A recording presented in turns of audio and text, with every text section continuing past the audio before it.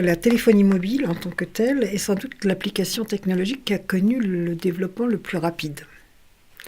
Donc très vite, on s'est retrouvé avec une population impactée extrêmement importante, qu'il s'agisse des utilisateurs de portables ou des riverains d'antennes. En plus, le développement s'est démultiplié avec l'apparition du Wi-Fi, du WiMAX, de la TNT, et la généralisation dans les appartements du téléphone sans fil. Donc on a un champ électromagnétique ambiant qui s'est profondément modifié et très rapidement.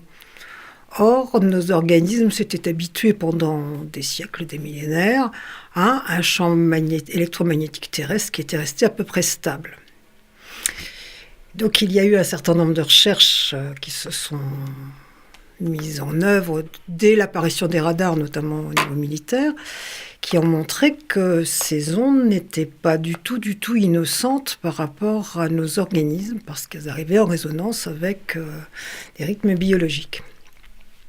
Alors bien évidemment, comme il s'agit d'une activité économique et financière extrêmement puissante, qui intéresse particulièrement l'État, les États en général d'ailleurs, la reconnaissance du risque a été beaucoup plus lente qu'elle n'aurait sans doute dû l'être. Donc où en est-on aujourd'hui sur cette question ?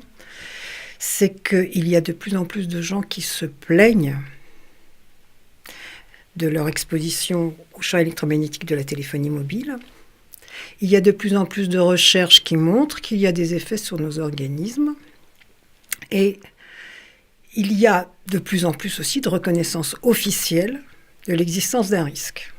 Alors, c'est pas, en plus, ce qui est compliqué, c'est que ce n'est pas un risque. Ce sont des risques multiples. Alors, je dirais que je vais les définir par rapport aux termes. Il y a d'abord les effets à court terme, c'est-à-dire ceux qui sont ressentis assez immédiatement. La plupart des riverains d'antennes, lorsqu'ils sont exposés au-delà de 0,6 ou 1 volt par mètre, ils se plaignent d'un certain nombre de problèmes.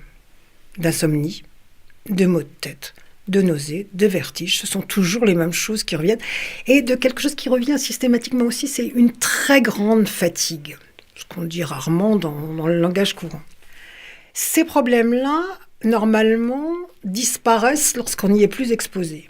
Sauf que de plus en plus apparaissent des pathologies dites électro-hypersensibilité, c'est-à-dire des gens qui ont été tellement sensibilisés aux ondes qu'ils deviennent sensibles à un très faible niveau d'exposition.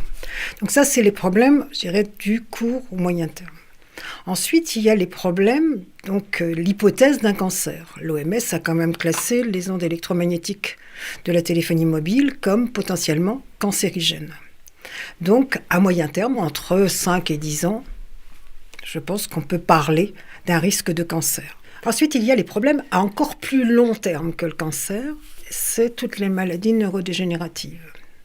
Un certain nombre de résultats notamment sur l'électroencéphalogramme et les preuves de l'incidence des ondes électromagnétiques sur l'électroencéphalogramme laissent à penser que ça risque d'être un des problèmes majeurs des effets. Sauf que celui-là, on l'observera dans 25 à 30 ans. Donc les signaux sont là d'une multiplicité de risques de la téléphonie mobile.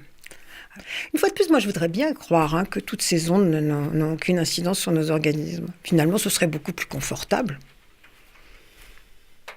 que ce développement technologique qui se fasse finalement au bénéfice de tous et non pas simplement au bénéfice des sociétés qui commercialisent. Ce serait vraiment très bien. Mais hélas, j'en suis de moins en moins convaincue. Et je veux dire que l'accumulation de preuves scientifiques, elle ne va pas dans ce sens-là.